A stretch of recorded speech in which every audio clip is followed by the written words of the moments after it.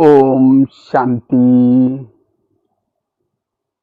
हमारे बुरहानपुर के सब जोन के सभी भाई बहने सामने हैं। तो विशेष जब भी मैं दिल्ली से सांगली की तरफ जाता था तो दीदी हमेशा सुधा दीदी कहती थी आपका घर है, आप यहाँ रुक करके जाना जरूर। तो मैं वहाँ ब्रेक जर्नी करता था और वहाँ के कई सेंटर पर होके जाता था। तो उसके बाद जब दिल्ली से मधुबन में आया, शायद मधुबन से शायद कभी नहीं गए। उसके बाद सुधा दीदी जब भी किचन में आते थे हमेशा कहते थे कभी आओ, चक्कर लगाओ, लेकिन ड्रामानुसार नहीं आए। लेकिन अब देखो, वैसे तो मालेगांव, सटाना, अन्य कोई कुछ सेवा केंद्र तो गए थे, बाकी बुरहानपुर तो शायद ही ऑनलाइन से आ रहा हूँ पहली बार। वैसे तो यहाँ हमारे किचन में जब भी आते भाई बहने सब मिलते हैं, लेकिन अब अनलर्न से आ रहा हूँ। तो आज का बहुत सुंदर विषय आप सभी के लिए, स्वोन्नति के लिए। हम अपनी स्वोन्नति कैसे करें, स्वयं की स्थिति को शक्तिशाली कैसे बनाएं, इस विषय के ऊपर चर्चा करेंगे। क्योंकि अभी समय सभी देख रहे हैं, समय कैसा कैसा आया। जो बाबा ने मुरलियों में कहा था बच्चे घर से बाहर नहीं निकल पाएंगे, घर से नहीं जा सकेंगे, सेंटर में भी नहीं जा सकेंगे, वो समय जो मुरली में कहा था सारा समय आ रहा है। इसलिए अब हमें अंतिम परीक्षा देनी है सभी को, सबकी रिटर्न जर्नी है और रिटर्न जर्नी की हमें तैयारी करनी है। क्योंकि भविष्य में जो विश्व परिवर्तन का जो समय होगा उसमें बहुत ही हमें वो पेपर कठिन होगा और उस पेपर में पास होने के लिए हमारी सोच स्थिति मजबूत चाहिए। तो अब हमें दिन रात बस एक परम धाम जाना है, वापिस जाना है, अपनी स्थिति को मजबूत करना है, यही धुन लगी रहे। इसलिए इस दुनिया से अब अपने बुद्धि का लंगर को उठाना है। भले इस दुनिया में रहना है, पेट को चाहिए क्या, 2 ही रोटी चाहिए, लेकिन उसके पीछे हम सारा दिन नहीं लगाना है। अपनी पढ़ाई सारा दिन वो करते भी, वो छोड़ना नहीं है, लेकिन बुद्धि हमें परम धाम में बाबा की तरफ लगानी है और इससे हमारी स्थिति अच्छी बनेगी। क्योंकि जिसकी स्थिति शक्तिशाली है वो वायुमंडल को अच्छा बना सकेंगे। जिनकी स्थिति शक्तिशाली है वो शांति का, सुख का अनुभव कर सकेंगे। जिनकी स्थिति अच्छी है, पावरफुल है,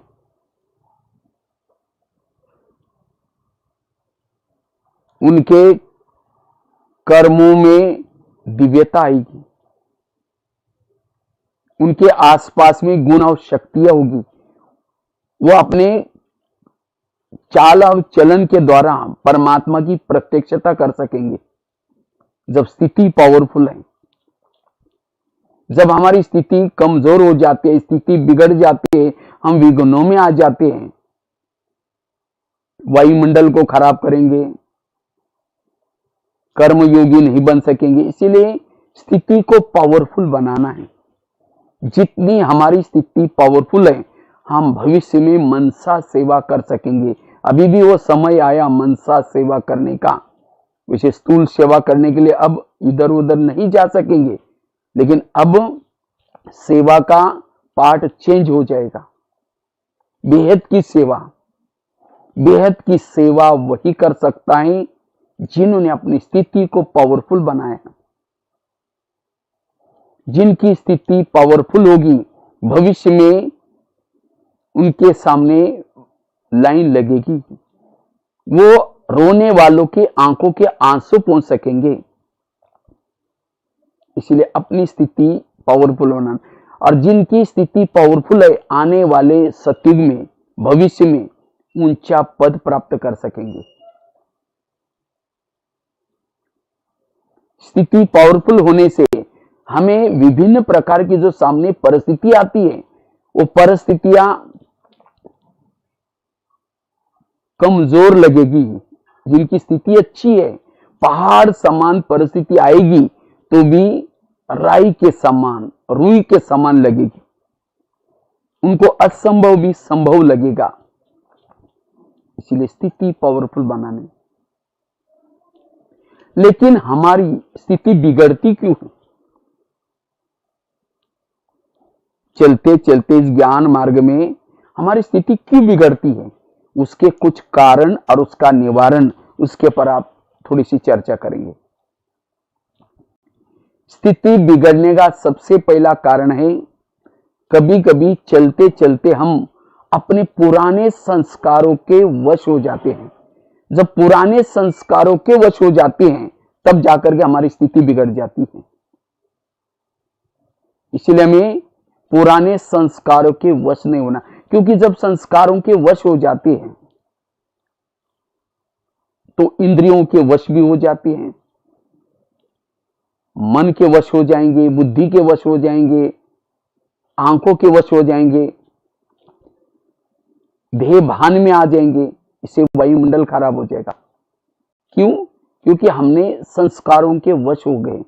इसलिए कोशिश करके अब मेरे पुराने संस्कार जागृत न हो जाए, ये ध्यान देना है। इसलिए पुराने संस्कार मेरे अंदर ना आए, ये हमें ध्यान देना है। पुराने संस्कार मेरे अंदर ना आए, इसके लिए हमें रोज अपना ये पढ़ाई का, ज्ञान योग का अटेंशन देना है। क्यों हमारे पुराने संस्कार जागृत हो जाते हैं? उसको कहीं ना कहीं हम एटमॉस्फेयर या भोजन दे देते हैं। समझो किसी का काम विकार का संस्कार है, अगर ऐसी आत्मा टीवी गलत चीजें फिल्में देखेगी, नेट की साइड की कोई गलत चीजें देखेगी, वो वायुमंडल अगर देंगे, भोजन देंगे उसका, तो संस्कार जागृत होता है। तो जिन बातों से मेरे संस्कार जागृत होते हैं, उन बातों के लिए मुझे परहेज करना है। अगर परहेज नहीं करेंगे तो बीमारी बढ़ती जाएगी। वास्तव में संस्कार भी आत्मा की बीमारी है। ये संस्कार हमारे अंदर आए कहां से? जैसा जिन्होंने विचार दिए वैसे विकार पैदा हो गए, वैसे संस्कार बन गए। इसीलिए अब हमें निगेटिव का भोजन मन बुद्धि को नहीं देना है।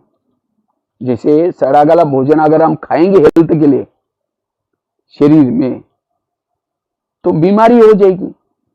इसी तरह आत्मा का भोजन है सकारात्मक विचार, पॉजिटिव विचार। इसलिए अब पुराने संस्कारों से हमें बचना है, अन्यथा की कमाई चट हो जाती है। जब हम पुराने संस्कार के वश हो जाते हैं, दिल शिकस्त हो जाते हैं, सोचते यार ये क्या हो गया, मैं इतना दिन ज्ञान योग कर रहा था, ये अचानक क्या हो गया? अचानक नहीं हुआ, कई दिनों से बुद्धि जा रही थी, मन जा रहा था, हमने उसके लिए नहीं सोचा। इसलिए अब हमें पुराने संस्कारों के वश नहीं होना है। संस्कारों से बचने के लिए सबसे पहली बात, अगर कोई भी संस्कार हमारे अंदर आते हैं, बाबा को सुनाओ। जैसे हॉस्पिटल में अलग अलग वार्ड होते हैं, तो अलग अलग वार्ड में डॉक्टरों का जाने का समय अलग अलग होता है।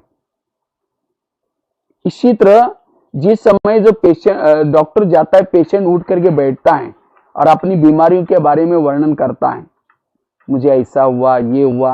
डॉक्टर पूछता अच्छा और क्या हुआ, और क्या हुआ।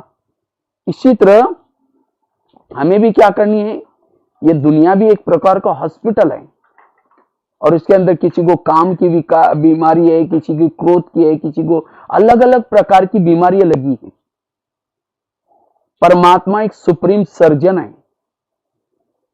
तो इस दुनिया में भी 4 वार्ड है, America ward, Africa ward, Asia ward, Europe ward. तो हर वार्ड में परमात्मा का जाने का समय, जिसको कहते हैं अमृत विलय का समय, अलग अलग होता है। तो उसी समय हमें क्या करना है, बाबा को अपनी बीमारी को सुनाना है। जैसे हॉस्पिटल में जब डॉक्टर जाता है पेशेंट कहता है डॉक्टर जी मैंने कल आपकी दवाई भी खाई, ये भी किया तो भी उल्टी हुआ, ऐसा, अच्छा और क्या हुआ, निकलता रहता है। इसी तरह हमें भी क्या करना है, वो मीठे बाबा, मैं कल अमृत वेला भी किया था, कल मैंने मुरली भी सुनी थी, पता नहीं फिर भी इस विकार की मुझे संकल्प चले, मेरे साथ ऐसा हुआ, ये हुआ। बाबा को सच्चे दिल से सुनाओ। बाबा कभी मुरली में कहते हैं, बच्चे सर्जन से कभी भी बीमारियों को छिपाओ नहीं, बाबा से कभी भी बीमारियों से छिपाना नहीं है। इसलिए बाबा को खुले दिल से सुनाओ। जैसे डॉक्टर को जब पेशेंट सुनाता है, अच्छा और क्या हुआ, वो लिखता है और लिख करके ऑफिस में जाकर के किसी नर्स को भेजेगा, किसी कंपाउंडर को भेजेगा, फलाना वार्ड में इतना नंबर बेड पर ये पेशेंट है, उसकी ये दवाई दे के आओ, या खुद जाएगा दवाई देगा। अब डॉक्टर तो चक्कर लगा रहे, पेशेंट उठा ही नहीं, इलाज कैसा मिलेगा? अच्छा उठाए तो भी नींद कर रहे हैं। तो इसी तरह हमें भी अमृत वेला उठना है और आंखें बंद करके नहीं बैठना, लेकिन बाबा को सुनाना है। अगर कोई प्रॉब्लम नहीं है तो भी कहो कि बाबा आपका धन्यवाद, आपने इतना अच्छा ज्ञान दिया, मैं बहुत अच्छा हूं, शुक्रिया बाबा, धन्यवाद बाबा। जैसे पेशेंट को कोई तकलीफ नहीं है, कहता है डॉक्टर जी आज मैं एकदम ठीक हूँ, मुझे कोई प्रॉब्लम नहीं। तो इसलिए ये अमृत वेला बाबा को सुनाने से इसके इलाज मिलेगा। दूसरी बात है संस्कार को परिवर्तन करने के लिए आज तक बाबा ने जो भी हमें मुरलियां सुनाई है, अलग अलग विकारों के लिए डीप में मुरलियां चली है, उस मुरलियों की स्टडी करना। तीसरी बात है हमें जो हमारे पास सीनियर भाई बहने हैं उनको भी आप सुना सकते हैं, बहन जी या भाई जी मैं ज्ञान में चल रहा हूं, पता नहीं संस्कार के मैं वश हो रहा हूं, उनको भी सुनाओ, वो अनुभवी है, कुछ आपको बताएंगे। जैसे स्कूल में कोई बीमारी होती है तो छिपाते नहीं है, लेकिन यहाँ कुछ होता है तो हम बताते नहीं है, लगेगा आगे अगर मैं बताऊंगा तो मुझे उस भावना से देखना शुरू करेंगे, इसलिए हम छिपाते खुद भी छिप जाएंगे। इसलिए बीमारियों को कभी छिपाना नहीं है। अच्छा अपना नाम बताने की शर्म आती, किसी और का नाम बताओ, लेकिन इसका इलाज लेना है। संस्कार पर स्थिति अच्छी बनेगी। और हर एक के अंदर कोई ना कोई कड़ा संस्कार होता है, बाकी तो संस्कार होते हैं लेकिन एक कड़ा संस्कार होता है और उस संस्कार को हमें परिवर्तन करना है। जैसे राम रावण का युद्ध चलता है, राम रावण का एक सिर काटता है, फिर दूसरा काटता है, फिर तीसरा काटता है, सिर कट जाते दोबारा जुड़ जाते हैं। विभीषण आकर के कहता है ये ऐसा नहीं मरेगा, नाभि में तीर लगाओ, और जब नाभि में तीर लगा तो रावण मर गया। इसी तरह हमारा कड़ा संस्कार नाभि है, अगर उसको हमने परिवर्तन नहीं किया, बाकी कहते मैंने ज्ञान में चलने के बाद ये छोड़ा, बस वो एक रह गया, और वो जब आता है तो बाकी छोड़े वो भी जिंदे हो जाते। इसलिए जो हमारा कड़ा संस्कार है, जो हमारे अंदर मुख्य संस्कार है, उसके नॉलेजफुल बनकर के उसको परिवर्तन करना है, वो हमारी स्थिति बिगड़ता है। हीरा तो बहुत अच्छा है लेकिन एक दाग होगा, वही हीरे की कीमत कम हो जाती है। तो ये कड़ा संस्कार, ये हमारी कमजोरी, ये हमारे एक दाग है, इसको ऐसे नहीं छोड़ना। कहीं को लगता है बाबा विनाश नजदीक आएगा, उस समय वो संस्कार बदल जाएगा। बाबा कहते बच्चे बहुत काल का ब्याज चाहिए, उस समय तो संस्कार और ये तूफान मचाएंगे, अंश का वंश बन जाएगा। इसलिए अब मुझे उस संस्कार को परिवर्तन करना है, और जितना उस संस्कार को परिवर्तन करेंगे स्थिति अच्छी बनेगी। कभी कभी जब हम संस्कार के वश हो जाते हैं, दिल शिकस्त हो जाते हैं, चेहरा उदास हो जाता है, युद्ध में लगता है कि ये ज्ञान बड़ा कठिन है, क्यों संस्कार के वश हो गए। इसलिए उस संस्कार को ढूंढो, अभी भी समय है, परिवर्तन करना है। उसका भोजन नहीं दो, जैसे बता ना, समझो किसी का काम विकार का संस्कार है, अगर ऐसा चीजें देखेंगे, इंटरनेट की गलत चीजें देखेंगे, कोई फैशन करेंगे, कोई मूवी देखेंगे गलत चीजें, तो काम विकार का संस्कार बढ़ेगा। क्रोध का संस्कार, अगर किसी के बारे में दोष देखेंगे, निगेटिव सोचेंगे, क्रोध का संस्कार बढ़ेगा। तो जिससे वो बातों से संस्कार बढ़ता है, आता है, उनका भोजन मन को नहीं देना है, स्वयं को बिजी रखना है, आत्माभिमानी की तपस्या करनी है, श्रीमत प्रमाण चलना है। तो जितना इन बातों को अप्लाई करेंगे संस्कार का परिवर्तन होगा। वास्तव में संस्कार परिवर्तन शब्द गलत है। संस्कार परिवर्तन नहीं होते जब हमारा ज्ञान योग अच्छा है, संस्कार दब जाते हैं, मर्ज हो जाते हैं। लेकिन थोड़ा सा हम ढीले बन जाते हैं, इमर्ज हो जाते हैं। इसलिए संस्कारों को इमर्ज नहीं करना है, मर्ज रूप में रखना है, ऐसी स्थिति बनानी है, तब हमारी स्थिति अच्छी रहेगी। तो स्थिति को बिगाड़ने का कारण है संस्कार, इसलिए इसके ऊपर ध्यान। दूसरी बात है, स्थिति हमारी बिगड़ती क्यों है? जब हम चलते चलते कुछ ईश्वरीय नियम और मर्यादा का उल्लंघन करते हैं, तब स्थिति बिगड़ जाती है। बाबा ने हमारे लिए अमृत वेला उठने की, रोज की ईश्वरी महावाक्य सुनने की, शुद्ध खान पान खाने की, पढ़ाई की, ये सब हमें कुछ नियम संयम दिए। जितना इस नियमों के अंदर रहेंगे स्थिति अच्छी रहेगी। सीता के जीवन में समस्या क्यों आई? राम से बिछुड़ क्यों गए? वो रोती रही, क्यों? उसने लक्ष्मण रेखा का उल्लंघन किया। इसी तरह चलते चलते जब हम रेखा का उल्लंघन करते तब जाकर के प्रॉब्लम आते हैं। वास्तव में माया क्यों आती है? बाबा कहता है माया मेरी बेटी है। तो बाबा की माया बेटी है, तो हम बाबा के बच्चे हैं, तो माया और हमारा रिश्ता क्या हो गया? भाई बहन हो गया। कोई भी बहन भाई को थप्पड़ मारते कब? जब बाप का वो भाई कहना नहीं मानता, तो बहन थप्पड़ मारने में कोई कमी नहीं करती। इसी तरह हमारे पुरुषार्थ जीवन में माया क्यों थप्पड़ मारते, क्यों आती है? क्योंकि हम ईश्वरीय नियम और मर्यादा का उल्लंघन करते हैं। अगर रोज आप अमृत वेला उठ रहे, मुरली अच्छी तरह सुन रहे, नियम संयम चल रहे, तो माया तो ताली बजाते, वाह मेरा भैया कितनी अच्छी कमाई कर रहे हैं। लेकिन जब हम नियम को तोड़ते हैं, माया बहन थप्पड़ मारती है। जिस दिन आपके जीवन में कोई विघन आए, स्थिति बिगड़ गई, माया ने थप्पड़ मारी, गाल को पकड़ करके 3-4 दिन पहले जाओ, चेक करो मैंने कुछ नियम को तोड़ा था। जरूर ये पाएंगे कि मैंने नियम को तोड़ा था। उसी दिन हाथ आगे करके माया के सामने प्रतिज्ञा करो, माया आज से मैं ये नियम को कभी नहीं तोड़ूंगा।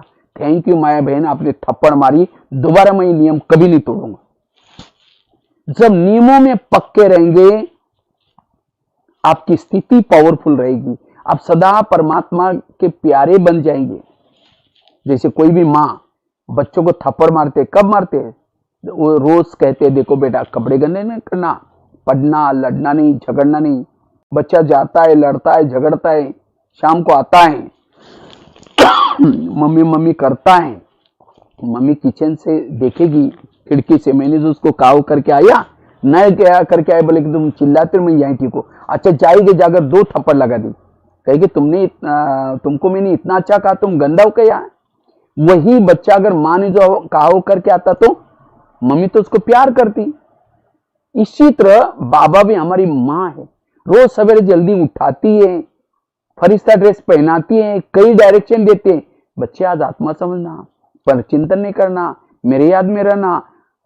कितना मुरलियों में, मुरली 2 कॉलम में लिखो, एक में लिखो आज मम्मी ने क्या करने के लिए बोला, और दूसरे कॉलम में लिखो मम्मी ने आज क्या मना किया। माना बाबा ने क्या करने के लिए बोला और क्या मना किया। जो मना किया उसको नहीं करना, करने के लिए बोला उसको करना। इसको कहते श्रीमत। तो जितना सारा दिन श्रीमत प्रमाण चलेंगे, शाम को योग में बैठेंगे, योग अच्छा लगेगा, स्थिति अच्छी बनेगी। हम क्या करते हैं, कोई ना कोई नियम का उल्लंघन करेंगे, शाम को आएंगे, योग करेंगे, बाबा बाबा करेंगे। जैसे मम्मी किचन से देखते हैं, बाबा भी परम धाम की खिड़की से देखता है, मैंने जो उसको कहा करके आया, नहीं करके आए, बोलेगा तुम चिल्लाए तो मैं परम धाम में ठीक। फिर कहते योग ही नहीं लगता, पता नहीं स्थिति बिगड़ गई, क्यों? कुछ ना कुछ नियम का उल्लंघन किया। इसलिए जितना ईश्वरीय नियम और मर्यादा का पालन करेंगे, स्थिति अच्छी बनेगी। स्थिति बिगड़ने का कारण है नियम और मर्यादा का उल्लंघन। कई कई क्यों तोड़ते हैं? क्योंकि लोग ला जाते हैं। लोग इस संसार में ऐसे हैं, घोड़े पर बैठने में नहीं देंगे, पैदल चलने में नहीं देंगे। इसीलिए कहते हैं सुनो सबकी, करो मन की नहीं। सबकी आवाज आ रही मन की नहीं, श्रीमत की। सुनो सबकी, करो श्रीमत की। इसलिए हमें श्रीमत पर चलने की भीषम प्रतिज्ञा करनी है, चाहे कुछ भी हो जाए। लौकिक वालों के साथ में रहते हुए भी उनको भी खुश करना है, बाबा को भी खुश करना है। सांप भी मरे, लाठी भी ना टूटे, वो भी खुश हो जाए, बाबा के नियम भी न टूटे। इसलिए जितना नियमों प्रमाण चलेंगे हमारी स्थिति अच्छी रहेगी, स्थिति पावरफुल रहेगी। तो स्थिति बिगड़ने का कारण है जब नियम और संयम को तोड़ते हैं। इसलिए कुछ भी हो जाए हमें बाबा के नियम को नहीं तोड़ना है। जब तक जीना है पढ़ाई पढ़नी है। ऐसा नहीं कि अब ये लॉकडाउन का समय चल रहा है, चलो फिर अभी नहीं तो कभी भी हम मुरली सुन सकते हैं, लेकिन नहीं, जैसे हम पढ़ाई पढ़ते थे वैसे हम रोज अमृत वाला उठना, रोज हमें मुरली सुनना। देखो बहनें आप लोगों के लिए कितनी मेहनत करते हैं, मैं तो देखता हूं। कई कई तो सेंटर पर बहनी पढ़ी लिखी नहीं है तो भी आपके तक ज्ञान कैसा पहुंचे, कैसा जाए, उसके लिए उन्होंने इंटरनेट सीखा, उसके लिए वो यूट्यूब में कैसे बोलना है, जूम कैसे सीखना है। देखो आपके लिए इतना बाबा का प्यार है, बहनों का प्यार, आपके तक ये ज्ञान का भोजन कैसे पहुंचे। लेकिन ऐसा नहीं, अभी 2 महीने में 3 महीने में बड़ा मजा आया, नाश्ता भी बनाते गए और साथ में मुरली भी सुनते रहे, तो सेंटर में जाने की जरूरत क्या है। लेकिन नहीं, लॉकडाउन खुलेगा सेंटर पर भी जरूर जाना है, क्योंकि ये तो मजबूरी के लिए बाबा ने साधन बनाया था। लेकिन मजबूत बनने के लिए और हमें संगठन में जरूर जाना है, क्योंकि संगठन में जाएंगे, जैसे लकड़ियां जल रहे, एक गीली लकड़ी भी डालो वो भी जलना शुरू हो जाएगी। इसी तरह आपकी कोई स्थिति खराब है लेकिन संगठन में जाकर के बैठो, वहां योग लगेगा। इसलिए हमें रोज ये पढ़ाई का जो बाबा ने हमें ये दिया है, पढ़ाई पढ़ने का नियम, अमृत वाला उठने का नियम, शुद्ध खान पान का नियम, जितना नियम सही में रहेंगे स्थिति पावरफुल रहेगी। स्थिति बिगड़ने का कारण है कुछ न कुछ ईश्वरीय नियम और मर्यादा का उल्लंघन करते हैं। कितनी बातें हो गई? 2 बातें बताई। पहली बात बताई स्थिति बिगड़ती क्यों है, चलते चलते हम पुराने संस्कारों के वश हो जाते हैं, इसीलिए संस्कारों के वश नहीं होना है। उसके लिए 2-3-4 युक्तियां बताई। दूसरी बात बताई, अगर हमें अपनी स्थिति को पावरफुल बनाना है, शक्तिशाली बनाना है, तो ईश्वरीय नियम और मर्यादा की भीषम प्रतिज्ञा करनी है, ईश्वरीय नियम को नहीं तोड़ना है। तीसरी चीज है, स्थिति हमारी क्यों बिगड़ते, चलते चलते हम देह भान में आ जाते हैं। जब देह भान में आए तो यहाँ के बातें, यहाँ की दुनियावी बातें दिखाई पड़ेगी, फिर कहेंगे ये ऐसा करता है, ये ऐसा करता है, इसने ये क्यों किया, क्योंकि देह भान आया।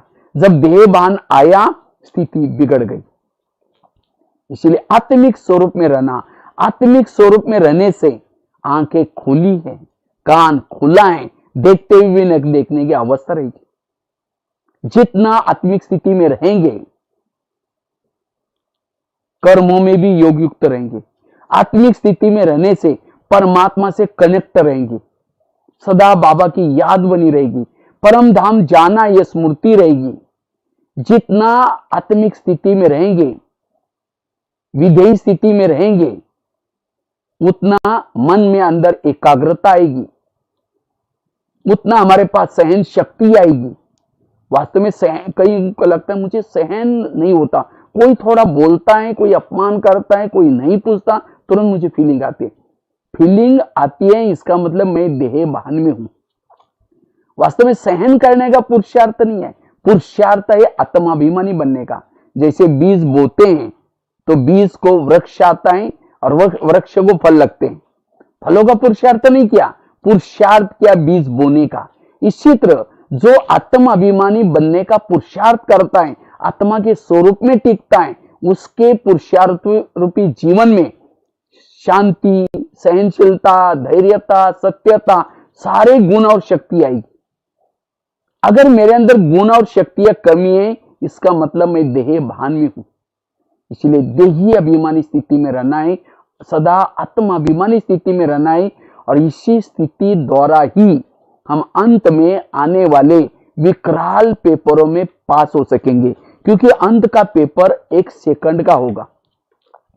1 सेकंड में भूकंप आ गया, 1 सेकंड में कुछ ऐसा बात आ गई, तो उसी समय मेरी स्थिति आत्मिक स्थिति चाहिए, अशरीरी स्थिति चाहिए। तो वास्तव में ब्रह्मा कुमारिज्म में हम आए, पहला लेसन यही सीखा, और लास्ट में हमें यही लेसन का अनुभवी बनना है। बीच का जो ज्ञान बाबा ने विस्तार में, ड्रामा का ज्ञान, कर्मों का ज्ञान, जो हुआ अच्छा, ये सारा ज्ञान सुना आत्म अभिमानी बनने के लिए। इतना सारा विस्तार सुन रहे हैं तो भी आत्मिक स्थिति नहीं बनी, वो ज्ञान केवल शून्य तक आई, आचरण में नहीं है। इसलिए मैं आत्मा हूं, मैं आत्मा हूं, ये आत्मा का दीपक सदा जलता रहे, आत्मा का पाठ सदा पक्का होता रहे, स्थिति पावरफुल रहेगी। आत्मा की स्थिति में रहने वाला परिस्थिति को पॉजिटिव बनाएगा, निगेटिव बातों को पॉजिटिव में बनाएगा। आत्मा की स्थिति में रहने वाला बुराई को भी अच्छाई में बदल सकता है। आत्मिक स्थिति में रहने वालों को किसी की भी दोष दिखाई नहीं पड़ेंगे, सब अच्छे दिखाई पड़ेंगे, किसी की भी दोष दिखाई नहीं पड़ेंगे। अगर मुझे किसी के दोष दिखते हैं, मैं देह के भान में हूं। इसीलिए बाबा कहते हैं बच्चे ये पाठ पक्का करो। जितना आत्मिक स्थिति में रहेंगे अति इंद्रिय सुख मिलेगा, और जिनको ये अति इंद्रिय सुख मिलता है, विकारों का सुख, संस्कारों का सुख उसको फीका लगेगा। आत्मा कहीं भी आकर्षित नहीं होगी। अगर मुझे विकार आकर्षित करते हैं, इसका मतलब मैं आत्मिक अनुभव नहीं किया, अतीन्द्रिय सुख का अनुभव नहीं किया। जैसे कोई जिलेबी खाता है, अगर उसको मुरमुरा दो, फीका लगेगा, कहेगा नहीं नहीं इतनी अच्छी चीज खाई, अब मुझे मुरमुरा नहीं चाहिए। इसी तरह जिसने आत्म अभिमानी स्थिति का सुख लिया, उसको ये विकार संस्कार फीका लगेगा। आत्मिक स्थिति में रहने वाला जो अशरीरी स्थिति में रह करके अतीन्द्रिय सुख की अनुभूति करता है, उसको सत्य में जाने का भी दिल नहीं करेगा। कहेगा बस मुझे कुछ नहीं चाहिए, पाना तो उसके सामने सोना चांदी डालो तो भी उसको लगेगा मुझे कुछ नहीं चाहिए। क्योंकि ये सुख हमें प्रभु मिलन का सुख, आत्मिक सुख, इसके सामने सारा संसार का सब कुछ सुख फीका है। इसीलिए इस आत्मिक स्वरूप में रहने से परिस्थितियों में हम पास हो सकेंगे, परिस्थितियों में हम स्थिर रह सकेंगे। इसीलिए ये पाठ पक्का करना है। जितना इस स्वरूप में रहेंगे उतना सकाश देने की सेवा कर सकेंगे। सूर्य उगता है, किरणें फैलाता है, कितनी बड़ी सेवा हो रही है। इसीलिए गीता में भी कृष्ण अर्जुन को कहता है हे पार्थ सूर्य बनो सूर्य। तो अब हमें भी सूर्य बनने की जरूरत है, सूर्य बन करके सकाश देनी है। और जितना सूर्य बन की स्थिति रहेगी, उतना हमारे विकर्म विनाश होते रहेंगे, हमारी वाणी में बल आएगा। इसलिए हमें ये आत्मिक स्थिति की मेहनत करनी है, उसको पाठ को पक्का करना है। आत्मिक स्थिति बनाने के लिए तपस्या, योग, जितना योग करते रहेंगे आत्मिक स्थिति बनेगी। जितना संकल्प को कम चलाएंगे आत्मिक स्थिति बनेगी। जितना पवित्रता की धारणा है आत्मिक स्थिति बनेगी।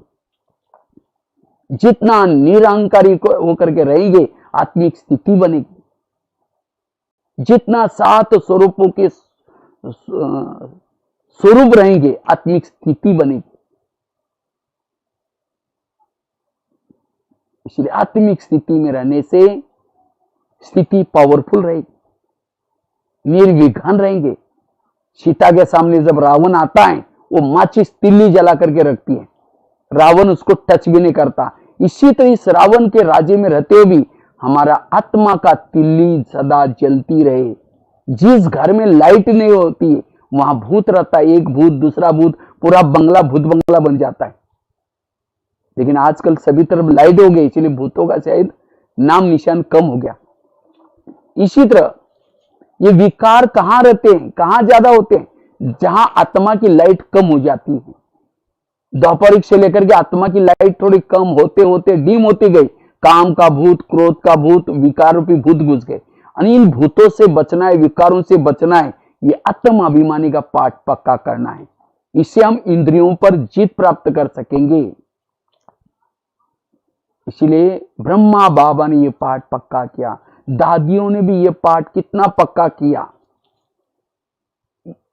जैसे बिल्डिंग का बनाते, फाउंडेशन को मजबूत डालते, फाउंडेशन मजबूत है, बिल्डिंग भी मजबूत रहेगी। इसी तरह हम भी 84 जन्म की हमारी बिल्डिंग बना रहे हैं।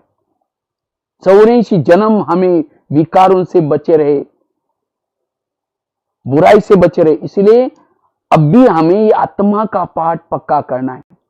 जितना आत्मा का पाठ पक्का करेंगे उतना सत्युग त्रेता तो हम रहेंगे, लेकिन द्वापर में भी शुरू में हम इतना विकारी नहीं बनेंगे। इसलिए ये आत्मा का लेसन हमें पक्का करना है। जितना आत्माभिमानी स्थिति, इसलिए हर मुरली में बाबा कहते बच्चे आत्मा समझो, अशरीरी बनो, विदेही बनो। तो ये हमें धुन लगानी है, मैं आत्मा हूं, आत्मा हूं, आत्मा हूं। 3 चीजें बताई, स्थिति बिगड़ती क्यों है। चौथी चीज है हमारी स्थिति क्यों बिगड़ती है, उसका कारण है जब कभी कभी चलते चलते इस ज्ञान मार्ग में इंद्रियों के वश हो जाते, कर्म इंद्रिय के वश हो जाते, स्थिति बिगड़ जाते हैं। हमारे जीवन के जो विघ्न है, हमारे जीवन के जो प्रॉब्लम है, कोई व्यक्ति के कारण नहीं आते, कोई परिस्थिति के कारण नहीं आते, हमारे विघ्नों के कारण है हमारी स्वयं की कर्म इंद्रिया। अगर घर का ही किसी को धोखा देता है, घर का ही बेदी बनाए, घर की हालत क्या होगी। अगर देश के बॉर्डर पर रहने वाला कोई दुश्मन से मिला हुआ है, देश की हालत क्या होगी। इसी तरह ये शरीर भी हमारा एक देश है, और इसके बॉर्डर पर कान, मुंह, आंख, ये सब आत्मरक्षा करने के लिए है। शरीर हमारा एक घर है, और इस घर में रहने वाले कौन है, कान, मुंह, आंख। लेकिन यही हमको धोखा देते हैं, और इसीलिए विघ्न पैदा होते हैं, समस्या पैदा होती है, स्थिति बिगड़ती है। जैसे पहले जमाने में राजा एक किले में रहते थे, और किले के कई दरवाजे रहते थे। कोई भी आता था उसकी पूछताछ होती थी, क्यों जा रहे, कहां जा रहे, किस लिए जा रहे। इसी तरह ये शरीर भी हमारा किला है, और इस किले के कई दरवाजे, कान, मुंह, आंख। लेकिन इस दरवाजे में कोई रोकने टोकने वाला कोई नहीं है। कुछ भी बातें हम सुनते हैं, देखते हैं, तब जाकर के हमारी स्थिति बिगड़ जाती है। इसलिए कान से पूछो, हे कान क्या योग्य था, तुमने ये क्यों सुना। हे आंखें तुमने ये व्यर्थ क्यों देखा, क्या मेरे लिए योग्य था। नहीं तो जैसे कहते ना, आंधा पीस रहा है, मराठी में कहावत है, आंधळ दळतं आणि कुत्र पीठ खात। आंधा पीस रहा है और कुत्ता बैठ करके खा रहा है। आंधे को लगा अरे मैंने तो बहुत पीसा, लेकिन देखा कुछ भी नहीं है। इसी तरह आज हम अमृत वेला उठ रहे, पुरुषार्थ कर रहे, योग लगा रहे, लेकिन कर्मेंद्रिया क्या कर रहे, व्यर्थ सुन रहे, व्यर्थ देख रहे, जमा कुछ भी नहीं है। इसलिए हमारी स्थिति पावरफुल क्यों नहीं होती। इसलिए रोज हमें इन कर्मेंद्रिय की चेकिंग करनी है। जैसे आजकल के मम्मी पापा काम धंधे में इतने व्यस्त हो गए, बच्चा कहां जा रहा है, किसके संग में जा रहा है, क्या देख रहे हैं, कोई उनको पूछने का टाइम ही नहीं। और जब बच्चा गलत काम करता है, उनकी आंखें खुल जाती, बच्चे ने ऐसा गलत काम कैसे किया। अगर रोज उसको पूछते, बेटा तुम कहां गए थे, क्या देखा, क्या सुना, तो बच्चा गलत काम करता ही नहीं। इसी तरह आज हम इतने काम धंधे में व्यस्त हो जाते हैं, हमारी आंखें क्या देख रहे, कान क्या सुन रहे, मुंह क्या बोल रहे, उनको पूछने का टाइम ही नहीं। और इसीलिए आज हमारी स्थिति बिगड़ती है। इसीलिए रोज इन कर्मेंद्रिय का दरबार लगाना है, जैसे ब्रह्मा बाबा ने रोज अपनी इंद्रियों का दरबार लगाया। नौका पानी के ऊपर चलेगी, पार कराएगी। नौका के अंदर पानी आएगा, डुबा देगी। इसी तरह जो इंद्रियों को चलाता है वो पार हो जाता है, जिसको इंद्रियां चलाते वो डूब जाता है। इसलिए स्वराज्य अधिकारी बनना जरूरी, और इसी के आधार से हमारा भविष्य का राज्य मिलेगा, पद मिलेगा। इसलिए बाबा कहते हैं चैरिटी बिगिंस एट होम, अपने घर को सुधारो, और तब उसका व्यवहार अच्छा लगेगा, क्योंकि माता बहुत अच्छी है, ये भाई बहुत अच्छा है। क्यों अच्छा है? उसका इंद्रियों पर संयम है। नहीं तो कोई उनको देखते हैं बीके हैं, ज्ञान नहीं चलते हैं, उसको देखते हैं घर में कहेंगे मुसीबत आ गई, मुसीबत समझते। क्यों? अब उसका मुख पर कंट्रोल नहीं है, आंखों पर कंट्रोल नहीं, हाथ पर कंट्रोल नहीं, इसलिए मुसीबत समझते। व्यवहार ठीक नहीं है, कौन कहेगा उनको भगवान पढ़ाता है। इसीलिए बाबा कहते बच्चे स्वराज्य अधिकारी बनो। जितना स्वराज्य अधिकारी बनेंगे आपका व्यवहार में बदलाव आएगा। तो यह है पुरुषार्थ। तो कैसे हमें इंद्रियों पर संयम रखना है? रोज हमें अमृत वाला जब योग करते हैं 5-7 मिनट अपनी इंद्रियों से थोड़ी बातें करो, क्योंकि इस युद्ध में आप अकेले केवल चलने से नहीं चलेगा, इंद्रियों का भी सहयोग चाहिए। जितना इंद्रिया सहयोग देगी उतना विजय बनेंगे। इसीलिए रोज अमृत वेला करने के बाद थोड़ा सा शरीर में जब आते हैं मन बुद्धि से, तो क्या करो, कान से बात करो। हे कान, तुम मेरे इस राज्य के शान हो, अगर तुम ना होते मैं ईश्वरी महावाक्य कैसे सुनता, और मेरा तो तुम्हारे पर बहुत विश्वास है, इसीलिए मैंने तुमको बॉर्डर पर रखा है। लेकिन हे कान, मैंने तुमको बॉर्डर पर रखा है, लेकिन आजकल तुम मुझे धोखा दे रहे। मुझे तो पता नहीं था। मैं आज परम हितैषी मेरे दोस्त के पास, शिव बाबा के पास गया था सवेरे। शिव बाबा ने तुम्हारे लिए इशारे दिए, हे कान, मैंने तो तुम्हारे पर विश्वास रखा है, तुमको बॉर्डर पर रखा है, तुम मुझे धोखा दे रहे, तुम खाते हो मेरा और मुझे धोखा दे रहे। इसलिए आज तक जो हुआ कोई बात नहीं, आगे कोई अगर मुझे धोखा देंगे, क्योंकि रात को सोते समय फिर मैं तुम्हें चेक करने वाला हूं, अगर कुछ गलत किया तो मैं तुमको सजा दूंगा। और ये भी नहीं समझना मुझे कुछ पता नहीं चलता। आजकल इस शरीर रूपी किले के चारों तरफ से मैंने सीसी कैमरे का प्रबंध किया है। मेरा बुद्धि रूपी नेत्र खुला हुआ है, सब मुझे पता चलता है तुम क्या देख रहे हो, क्या सुन रहे हो, क्या करते हो। आगे चलो मुख के पास। हे मुख, तुम भी मेरे इस राज्य के शान हो, अगर तुम ना होते मैं ईश्वरी महावाक्य दूसरों को कैसे सुनाता, ज्ञान सुनाता कैसे। मैं वाणी से बहुत सेवा करके दुआएं ले रहा हूं, तुम्हारा बहुत धन्यवाद। लेकिन कभी कभी तुम किसी का इंसल्ट करते हो, अपमान करते हो। क्या मैंने तुमको अपमान करने के लिए रखा? अगर करेगा मैं तुमको सजा दूंगा। आगे चलो आंखों के पास। ये आंखें, मुझे 84 जन्म में बहुत आंखें मिली, लेकिन तुम्हारे जैसे भागे चले आंखें कोई नहीं मिले। क्यों? तुम्हारे द्वारा मैंने सत्यम शिवम सुंदरम को देखा है। क्या परमात्मा को देखने के बाद तुम्हारा पेट नहीं भरा? तुम व्यर्थ की बातें क्यों देखते हो? जब योग करते हो, थोड़ा सा योग मैं करता हूं, तो उस समय तुम बंद हो जाते हो। इसलिए अगर तुम कुछ गलत करेगा मैं तुमको सजा दूं। आगे चलो पांव के पास। हे पांव, तुम ही मेरे इस राज्य के शान हो, अगर तुम ना होते मैं सेवा करने के लिए कैसे जाता। सेवा की हाथ ने आदि दुआ तुमको भी मिली, मुख ने वाचन की आदि दुआ तुम पांव को मिलती। क्यों? पांव सभी इंद्रियों को घुटने के ऊपर पूरी इंद्रियों को उठा करके लेके चलता है। इसलिए कोई भी व्यक्ति घर में आता है उसके चरण छूते, हे चरण तुम्हारा धन्यवाद, इस व्यक्ति को हमारे घर में लाया। लेकिन कभी कभी चरण क्या करते हैं, परचिंतन करने के लिए भी लेके जाते हैं। परचिंतन किया मुख ने, आधा विकर्म पांव का भी बना।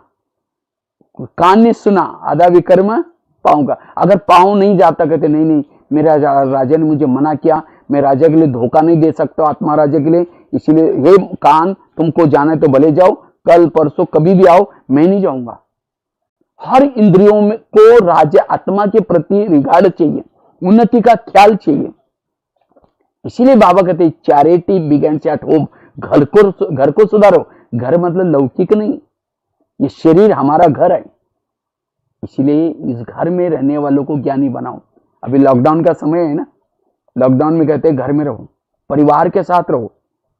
तो हमें भी इस संगम युग में इस घर के अंदर रहना है, और एक एक इनसे प्यार करो, इनसे बातें करो। कान तो बहुत अच्छे हो, तो मुझे धोखा नहीं देना। और अगर हर इंद्रिय आपके स्नेही बन जाएगी, सहयोगी बन जाएंगी। जैसे भारत में अंग्रेज आए थे, कैसे आए थे? भारत में नवाबों का शासन था, बंगाल का नवाब, बिहार का नवाब, वो आए, उन्होंने उनको क्या किया, अतिथि देवो भव कहा, और एक नवाब के साथ दोस्ती करते करते दिल्ली के ऊपर अटैक किया, भारत गुलाम हुआ। फिर भगाया कैसे? भारत की जनता को जागृत किया, जब जनता जागृत होगी, अंग्रेजों को ब्याग, भारत छोड़ो नारे लगाए, तब जाकर के अंग्रेज चले गए। इसी तरह ये भिक्षा रूपी अंग्रेज भी क्या हो गया, आए कान। हमारे शरीर भी एक देश है, भ्रुकुटी में आत्मा राजा रहता है, ये राजधानी है, लेकिन इसमें नवाब है कान मुंह। माया ने क्या किया, अंग्रेज माया रूपी अंग्रेज ने कान के साथ दोस्ती की, मुंह के साथ दोस्ती की, आंखों के साथ की, आत्मा के ऊपर अटैक किया। ये अभी गुलाम है, अब इसको स्वतंत्र बनाना है तो हमें क्या करना है, इन इंद्रियों को जागृत करना है। ये आंखें जो तुम गलत देख रहे हो, इंटरनेट की गलत चीजें, फिल्म देखते हो, तुमको अच्छा लगता है, लेकिन मेरा घाटा हो रहा है इससे। किसी के देह को निहारते रहते हो, किसी की सुंदरता को ये करते हो, इससे मेरा घाटा होता है। इसलिए तुम्हें अब ये सब नहीं करना है, इसके कारण तो मैं नीचे आया हूं। अब तुम्हें क्या करना है, पॉजिटिव रहना है, सकारात्मक रहना है। जब योग करते हो और तुम क्या करते हो, बंद हो जाते हो, परमात्मा की शक्ति में कैसे लेता हूं।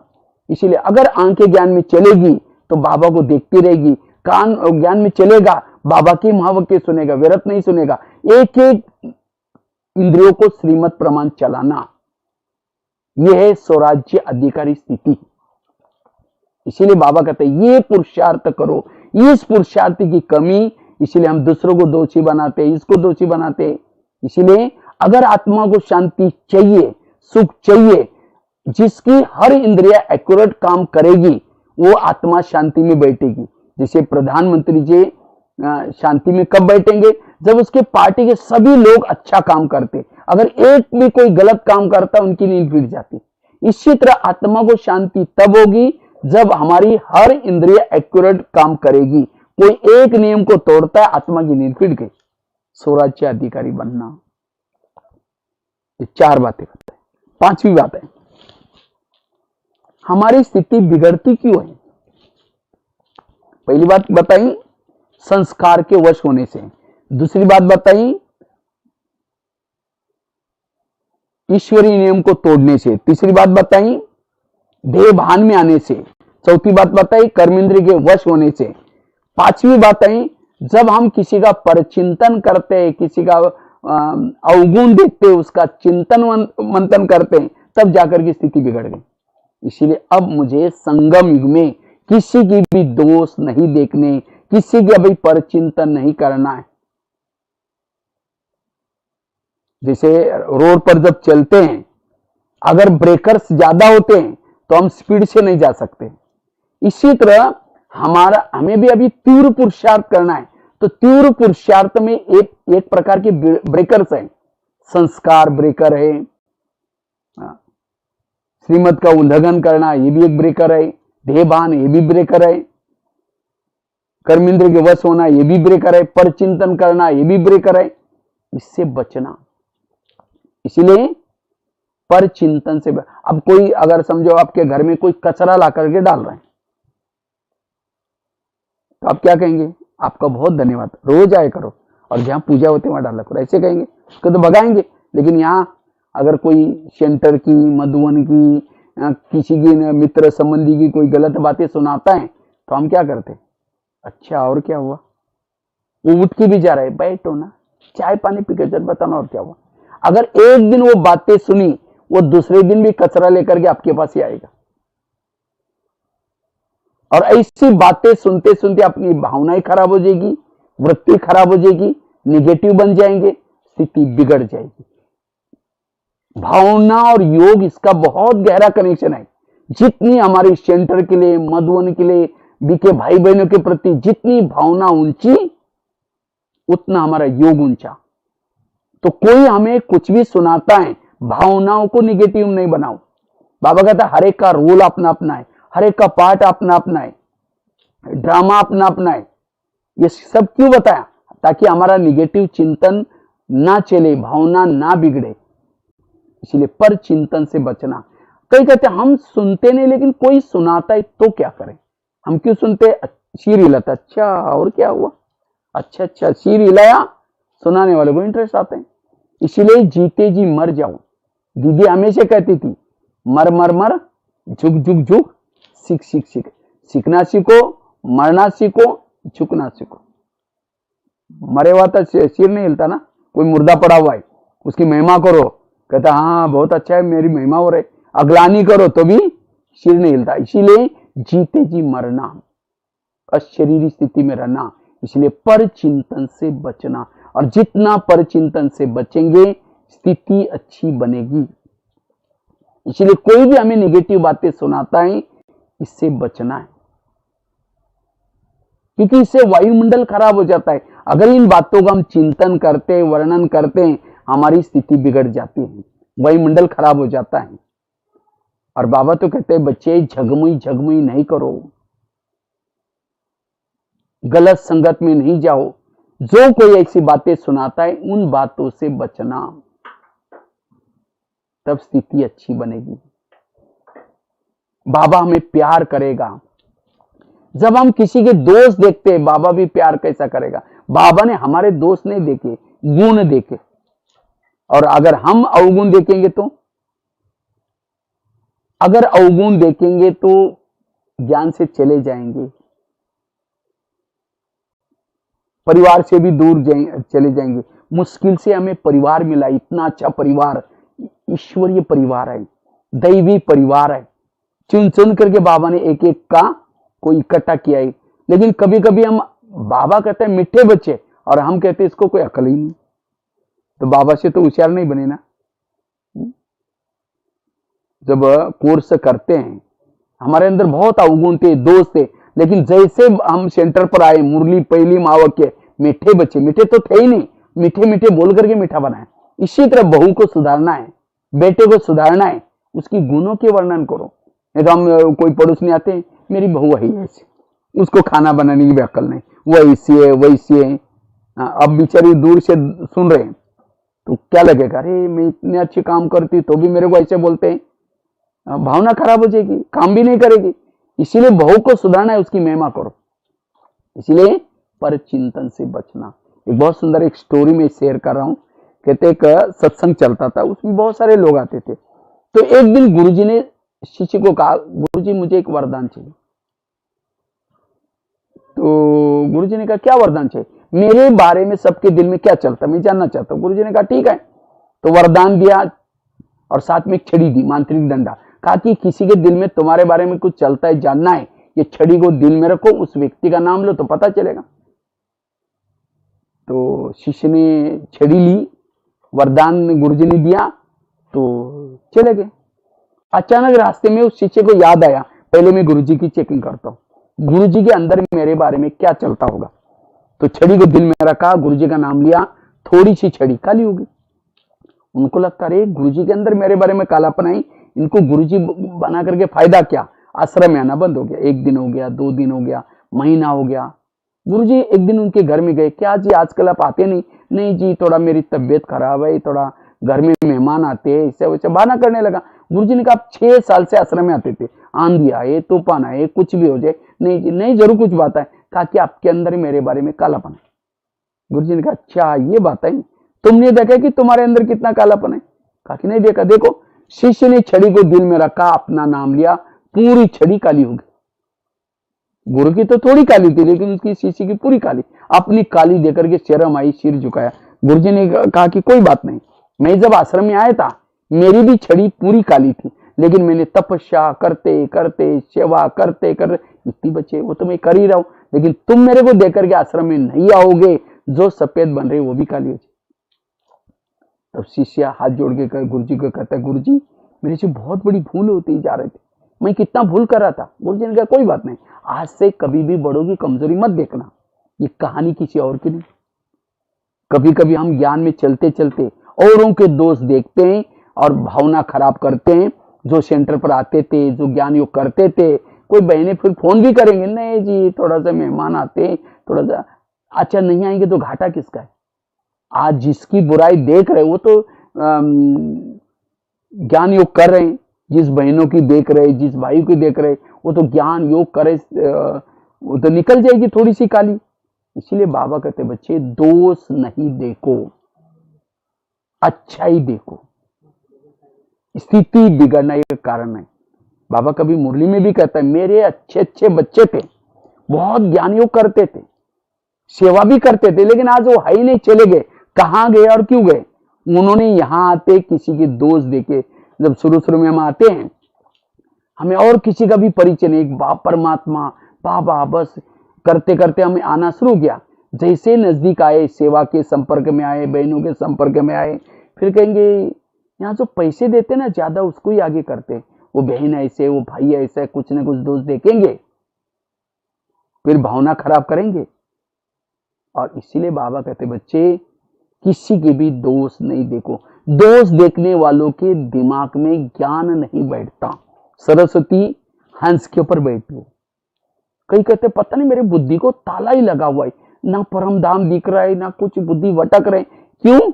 इसका मतलब पर चिंतन कर रहे, औरों के दोष देख रहे। इसी से बचना, स्थिति बिगड़ना एक बहुत बड़ा कारण है।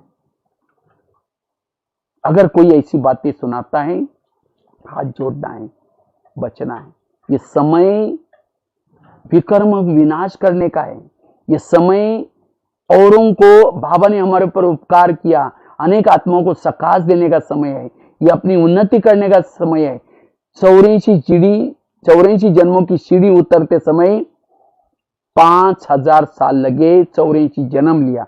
अब इस 84 जन्म की सीढ़ी चढ़ने के लिए कितना जन्म है? एक जन्म, और एक जन्म भी पूरा नहीं मिलेगा।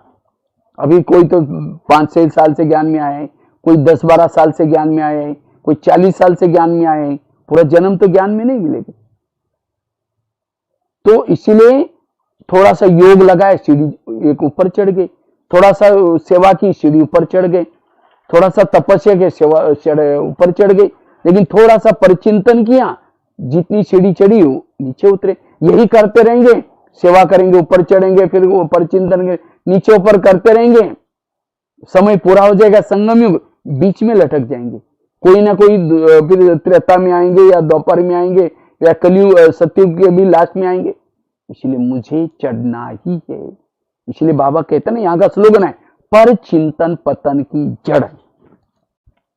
इसलिए आज हमें दृढ़ संकल्प लेना है, प्यारे बाबा ये संगम युग चल रहा है, आज से मैं किसी के दोष नहीं देखूंगा, ना जाकर के किसी को सुना करके उनकी भावना खराब नहीं करूंगा। इसलिए पर चिंतन से बचना। 5 बातें सुनाई, मैं 7 बातें और 2 बातें शॉर्ट में सुनाने वाला हूं। 7 बातों को साथ में रखना, स्थिति पावरफुल बन जाएगी। बाबा भी साथ में रहेगा फिर आपके। ये 7 बातों की कमी बाबा फिर साथ छोड़ देगा। यह समय है, कृष्ण अर्जुन के रथ में कब बैठा? जब उसको स्वच्छ बनाया, संबंधी को भुला दिया, सब कुछ। तो इसी तरह बाबा आज 84 जन्मों से पढ़ा रहे हैं, कई सालों से पढ़ा रहे हैं। क्यों? स्वच्छ करने के लिए। हम पहले ही स्वच्छ नहीं बने, फिर दोबारा स्वच्छ बनेंगे तो हमारे दिल में बाबा कैसे बैठेगा? फिर हमारी विजय नहीं बनेगी, पराजय होगी। इसलिए बाबा को दिल में बिठाना है। तो छठी बात है तपस्या। जितनी हम तपस्या करेंगे, योग करेंगे, हमारी स्थिति अच्छी बनेगी। इस ज्ञान मार्ग में चलते चलते हम योग में थोड़ा थक जाते हैं, योग करते हैं लेकिन यथार्थ नहीं करेंगे। यथार्थ योग करना है। हमारा योग है बुद्धि योग। हम जब योग में केवल ये नहीं समझना कि 1 घंटा बैठा और 5 मिनट बाकी है, घड़ी को देख रहे, वो नहीं, लेकिन उस 1 घंटे में मेरी बुद्धि से वो परम धाम का विजन, परमात्मा के साथ का विजन कितना अनुभव हुआ, मन में पॉजिटिव विचार कितने, मन में परमात्मा के प्रति कितने विचार चले। नहीं तो कई बार मैं सुनाता रहता हूँ, कई माता योग लगाने के लिए आ रहे हैं, आते आते रास्ते में देखा कि बहुत अच्छा सब्जी वाला जा रहे हैं, हाँ कितना अच्छी बैंगन की सब्जी है, चलो शाम को आज इसकी सब्जी बनाएंगे, पहले योग लगाएंगे, जाते समय लेके जाएंगे। सेंटर पर आए, लाल लाइट चल रहा है, गीत बज रहा है, शुरू करेंगे मैं आत्मा हूँ, शांत स्वरूप हूँ, शक्ति स्वरूप हूँ। फिर सोचे यार थैली तो लाई नहीं, हाँ वो बैंगन कैसे लेके जाओ, छोड़ो कोई बात नहीं, उसके पास तो प्लास्टिक का थैला तो हो गई। फिर कहे मैं आत्मा हूँ, शांत स्वरूप हूँ, शक्ति स्वरूप हूँ। फिर सोचे कि गैस के ऊपर तो दूध रखा था, शायद उसको बंद किया या चल रहा है, चलो कोई बुझाई देगा, मैं आत्मा हूँ, शांत स्वरूप हूँ। फिर कहे अरे घर में तो मेहमान आने वाला था, मैंने सोचा तो उसके लिए पूरन पोली बनाओ, लेकिन चने की दाल तो है ही नहीं, चलो छोड़ो कुछ और बना देंगे, मैं आत्मा हूं शांत और लाइट की सफेद लाइट होगी, योग का टाइम पूरा हो गया। सामने वाला बैठने वाला सोचेगा वाह आधा घंटा योग किया, लेकिन इनका योग था क्या था, बैंगन योग या पूर्णपोली वाला योग है। अगर ऐसा योग करेंगे तो आत्मा की बैटरी चार्ज कैसे होगी? केवल बाबा के क्लास में बैठना, रूम में बैठना, फोटो के सामने बैठना, ये योग मतलब बुद्धि हमारी देखती रहे, विजन। और जितनी बुद्धि से बाबा को देखेंगे, परम धाम को देखेंगे, अव्यक्त वतन को देखेंगे, उतना हमारी आत्मा की बैटरी चार्ज हो जाए। जैसे मोबाइल को चार्ज करना है, प्लग के पास लाकर रखो, रात भर रखो, चार्ज होगा। उसकी तारी डालनी पड़ेगी प्लग में। अब केवल तारी डालने से भी नहीं चलेगी, दोनों भी तारी डालना है और बाजू को बटन चालू करना है, तब वो बैटरी चार्ज हो जाते हैं। इसी तरह हमें भी आत्मा की बैटरी चार्ज करनी है तो हमें भी सेंटर पर लेके जाना, मतलब प्लग के पास या बाबा के रूम में लेके गए, वहां इतना ही पर्याप्त नहीं, लेकिन मन बुद्धि की दोनों तारें भी लगनी चाहिए। और मन बुद्धि की तार लगाने के साथ स्मृति का स्विच भी चालू करना है। ऐसे नहीं कि स्विच ऑफ है, कुछ ढो करके बैठे फोटो को देखते हुए, नहीं। बाबा आपने मुझे क्या से क्या बनाया, कितना बाबा आपने पढ़ा, ज्ञान का डमरू बजा करके अगम के निगम के भेद खोले, शुक्रिया बाबा, धन्यवाद बाबा। ऐसे हमें लगन में मगन वाला योग करना है और तब जाकर की स्थिति अच्छी बनेगी, क्योंकि योग से ही आत्मा में ताकत आएगी, विकर्म विनाश होंगे। आत्मिक ऊर्जा बढ़ाने का और कोई साधन नहीं सिवाय योग के, लेकिन वो योग हमारा विधि पूर्वक चाहिए और योग में हमें मनोरंजन के रूप में करना है। वैसे तो योग का बहुत लंबा टॉपिक है, कभी इसके बारे में अलग से हम टॉपिक लेंगे, यथार्थ योग कैसे करना है। कहने का मतलब स्थिति बिगड़ने का कारण है योग में हम थोड़ा विधि पूर्वक नहीं बैठते या बैठक योग नहीं करते कर्मों में, इसलिए तपस्या करना है। जितना तपस्या करेंगे उतना, एक तो अमृत वेला का योग, क्लास के पहले योग, क्लास के पहले, अभी तो चलो लॉकडाउन है कोई बात नहीं, लॉकडाउन खुलेगा हमें सेंटर पर जरूर जाना है और क्लास के पहले आधा घंटा योग करके भी मुरली सुननी। मैं देखता हूँ कई सेंटर पर क्या करेंगे, कई भाई बहने 6:45 बजे आएंगे या 7 बजे आएंगे, मुरली सुन के चले जाएंगे, योग नहीं करेंगे। खेती में बीज बोते हैं, पहले हल चलाते फिर बीज बोते, इसी तरह आधा घंटा योग करके फिर बाद में मुरली सुनने। तब उस 3 चीजों से, क्लास के पहले योग, अमृत वाला योग, क्लास के पहले योग और मुरली, ये 3 चीजें जिसकी परफेक्ट है, वो सवेरे सवेरे उसकी स्थिति अच्छी बनती है, आत्मिक स्थिति बनती है, मनोबल बढ़ता है। सारा दिन कैसी भी परिस्थिति आई, कुछ भी हो जाए, वो स्थिर रहेगा, पावरफुल रहेगा। इसीलिए 3 चीजों पर ध्यान देना है। नुमा शाम का योग, ट्रैफिक कंट्रोल, तो जितना तपस्या करेंगे स्थिति अच्छी बनेगी। इसलिए अभी बहाना नहीं बनाना। कई बार बहाना बनाते हैं, नहीं हमारी दुकान खोलना पड़ा, दुकान खोलेंगे 500 रुपए कमाएंगे, लेकिन सेंटर पर नहीं जाएंगे, कितना कमाएंगे? लाखों करोड़। आप कहेंगे क्या बहने पैसे देते हैं? पैसे नहीं देते, ज्ञान देती है। जैसे स्कूलों में बच्चों को पढ़ाता है टीचर, बच्चा जितना लगन से रोज पढ़ता है उतना उसको अच्छे मार्क मिलते हैं, जितनी मार्क अच्छी मिलते हैं उसको नौकरी लगती है और वो जो नौकरी में पैसा मिलता है उसको। इसलिए ज्ञान को धन कहा जाता है। क्यों? उसने ज्ञान लिया, वही ज्ञान उसको धन के रूप में बाद में मिलना शुरू हो गया और उसकी आजीविका शुरू हो गई। इसी तरह बाबा ने भी क्या किया, अब युग बदलने का समय है, ये संसार परिवर्तन हो रहा है, अब सतयुग आने वाला है। उससे पूर्व परमात्मा ने ये प्रजापिता ब्रह्मा कुमारी विद्यालय खोला है और इसी विद्यालय में पूरा वर्ल्ड में ये जगह जगह पर बाबा इस सेंटरों के द्वारा ज्ञान दे रहा है, पढ़ा रहा है। जो ये रोज पढ़ेगा, रेगुलर पढ़ेगा, पंक्चुअल पढ़ेगा, वही मुंज पद प्राप्त करता है, वापिस परमधाम में जाएगा। परमधाम से 9 लाख लोग ही सतयुग आए, बाकी सब नहीं आए। क्यों? उनको अगर दूसरों को बुलाते थे, नहीं हमारा दुकान खोलना पड़ता है, खेती में जाना पड़ता है, तुम लोग तो फ्री है ना, जाओ। अब ठीक है भाई, अगर नहीं वो आएंगे तो फिर सतयुग में कैसे आएंगे? सतयुग में उनको सोने के महल नहीं मिलेंगे। एक एक सोने के महल की कीमत निकालो कितनी होगी, और एक जन्म नहीं, 8 जन्म सतयुग के, एक जन्मों के महलों की प्रॉपर्टी नहीं, क्यों प्रॉपर्टी मिली? क्योंकि उन्होंने ज्ञान सुना था। इसलिए उस दुकान से भी पहले सेंटर पर आओ, अपने 2 कान खोलो। वो तो एक ही दुकान है या 2 कान है। उस दुकान से कमाई हुआ चोर लुटेगा, आग जलाएगी, पानी डुबोएगा, लेकिन इस 2 कान से कमाई हुआ ना आग जलाएगी ना पानी डुबोएगी। इसलिए हमें पढ़ाई जरूर पढ़नी है, रोज आना, कोई बहाना नहीं मारना है। बच्चे स्कूल में, अभी तो चलो लॉकडाउन में तो बच्चे तो बाहर स्कूल में जाते, कोई तो बहाना तो नहीं है ना। हमें पढ़ाई पढ़नी है, इसलिए तपस्या से स्थिति अच्छी बनेगी। और लास्ट की एक 7वीं बात सुना करके मैं पूरा करता हूं। 7वीं बात है, स्थिति बिगड़ती क्यों है? निगेटिव सोचते, व्यर्थ सोचते।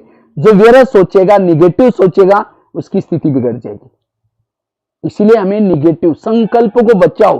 परिस्थितियां कितनी भी आएगी, बातें कितनी भी आएगी, अपने विचारों को स्थिर करना है, मन को स्थिर रखना है। जितना निगेटिव सोचेंगे वायुमंडल खराब हो जाएगा, मन भारी हो जाएगा। भारी मन परमधाम में नहीं जाता। मन को हल्का रखना। बाबा ने कर्मों का ज्ञान, ड्रामा का ज्ञान, जो ये सारा ज्ञान दिया है मन को चुप रखने के लिए। मन में नो क्वेश्चन, नो करेक्शन, ऐसा होना चाहिए, ये होना चाहिए। नो कोटेशन, वो ऐसा करता है, वो हमें भी ऐसा करना चाहिए। नो कोटेशन, नो अपोजिशन, कोई किसी के साथ अपोजिशन नहीं। मन चुप, मूर्ति बनो। द्वापरयुग में तो मूर्ति वही बन सकता है जो संगम में मूर्ति बना हुआ है। मूर्ति तो गाली भी देंगे, वरदान यहां आता है, नीचे नहीं जाएगा। मूर्ति के सामने कोई गाली भी देता है तो मूर्ति वरदान ही देते, नीचे हाथ नहीं करते, चेहरा पीछे नहीं करते। और हमारी हालत 15 दिन से बात नहीं करेंगे, ऐसे करके चलेंगे। इसलिए मन को चुप रखना। मान अपमान निंदा स्तुति में भी समान रहना। जितने विचार जिसके कम चलते, पॉजिटिव चलते, उसकी स्थिति अच्छी है, वो आत्मिक स्थिति में रहता है, वो आत्मचिंतन कर सकता है। अगर निगेटिव विचार है, योग में बैठेंगे, लाल लाइट चल रहा है, गीत बज रहा है, शुरू करेंगे मैं आत्मा हूं, शांत स्वरूप हूं, फिर कहेंगे मेरे को उन्होंने क्यों बोला, फिर कहेंगे छोड़ो मैं आत्मा हूं शांत, फिर कहेंगे 15 दिन पहले भी तो बोला था, फिर कहेंगे ठीक है मैं आत्मा हूं शांत, फिर कहेंगे सबके बीच में क्यों बोला। योग नहीं लगेगा। इसीलिए पॉजिटिव सोचना, सकारात्मक सोचना, ये कला सीखनी है। और वैसे तो आजकल कोरोना का प्रकोप है। कोरोना की बीमारी से बचने के लिए कहते हैं रोग प्रतिकात्मक शक्ति चाहिए। जितना जिसके पास रोग प्रतिकात्मक शक्ति है, कोई भी बीमारी उसके पर अटैक नहीं करती। एक तो खानपान से रोग प्रतिकात्मक शक्ति बढ़ती है, दूसरा पॉजिटिव सोचने से, सकारात्मक सोचने से, तनाव टेंशन से दूर रहने से हमारी रोग प्रतिकात्मक शक्ति बढ़ती है। इसलिए कुछ भी हो जाए पॉजिटिव रहना। जो पॉजिटिव रहता है वो सहनशील होता है, और सहन शक्ति बड़ी बहन है, बाकी शक्तियां उसकी छोटी बहन है। अगर हमारे पास सहन शक्ति आएगी, हमारी स्थिति अच्छी होगी। इसलिए पॉजिटिव रहना। जो निगेटिव सोचता है, ज्यादा सोचता है, उसका दिमाग गर्म होता है, दिमाग में केमिकल उतरते हैं, उससे बीमारियां होती है। 70% बीमारी होती है निगेटिव से। इसलिए कहते हैं ना, जिसका पाव गरम, पेट नरम, दिमाग ठंडा, उस घर में कोई डॉक्टर है, डॉक्टर की जरूरत नहीं है। पाव गरम चाहिए, एक्सरसाइज करना, वॉकिंग करना, पाव गरम रहेंगे। संतुलित भोजन खाना, पेट नरम रहेगा। और दिमाग ठंडा, पॉजिटिव सोचना, सकारात्मक सोचना। ये 3 चीजें जिसकी अच्छी है वो हेल्दी, वेल्दी और हैप्पी है। इसलिए हमारे प्रधानमंत्री जी ने सबको एक मंत्र दिया, जान है तो हमारे लिए जान है। अर्थात हमारी जान अच्छी है, हेल्थ अच्छी है तो हमारे लिए दुनिया है। अगर हमारी हेल्थ बिगड़ गई, खत्म हो गया, हमारे लिए जान भी खत्म हो गया। इसीलिए जान की संभाल रखने के लिए पॉजिटिव सोचो, सकारात्मक सोचो। कुछ भी हो जाए, कुछ भी चला जाए, कोरोना आया है, चला भी जाएगा, वो मेहमान है, चला जाएगा। जीवन एक यात्रा है, इस यात्रा का एक साइड सीन था। इसलिए हमें उसको सोचना नहीं। इस कोरोना के में सबको सामने समस्या ही है। किसी का दुकान कई दिनों से बंद हो गया है, कईयों का नौकरी में जाना बंद हो गया है, कई प्रॉब्लम है। लेकिन कोई बात नहीं, मन को स्थिर रखो, अपनी हेल्थ को अच्छे रखो, दोबारा आप सब और कर सकते हैं। अगर सोच करके, निगेटिव सोच करके, टेंशन में आकर के कुछ कर बैठेंगे तो तनाव में आएंगे, टेंशन में आएंगे। इसलिए मन को चुप रखना, पॉजिटिव सोचना, इसका भी बहुत सुंदर एक टॉपिक है, जीवन को सकारात्मक शैली कैसे बनाएं, पॉजिटिव लाइफस्टाइल कैसे जिए, उसके बारे में भी कभी देखेंगे, टाइम होगा तो उस समय बोलेंगे। तो कहने का मतलब स्थिति बिगड़ने का कारण है निगेटिव सोच, व्यर्थ सोच।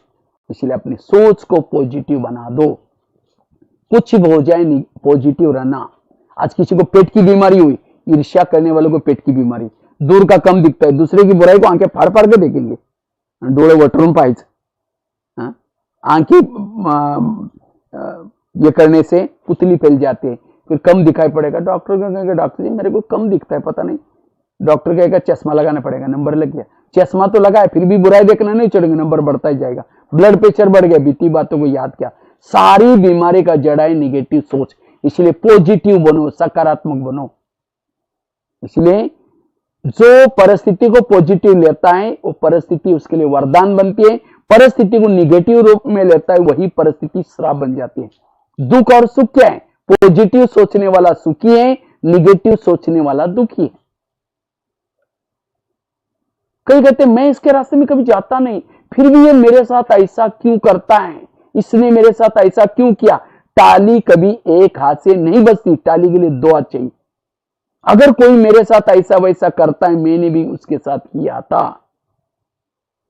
संसार जो चलता है कर्मों के आधार से चलता है। वर्तमान की मेरे प्रॉब्लम मेरे ही कोई कर्मों का परिणाम है, कोई दोषी नहीं है। प्रकृति के साथ हिसाब किताब, प्रकृति का दुरुपयोग किया, इसलिए बीमारी के रूप में ऐसे कैसे आती है। इसलिए पॉजिटिव रहना, हमें हिसाब किताब चुक्त करके वापिस जाना है। कोई भी बिना हिसाब किताब चुक्त करके वापिस नहीं जा सकता। चुक्त करने के 3 तरीके, योग लगा करके, दूसरा सहन करके, तीसरा धर्मराज की डंडे खा के।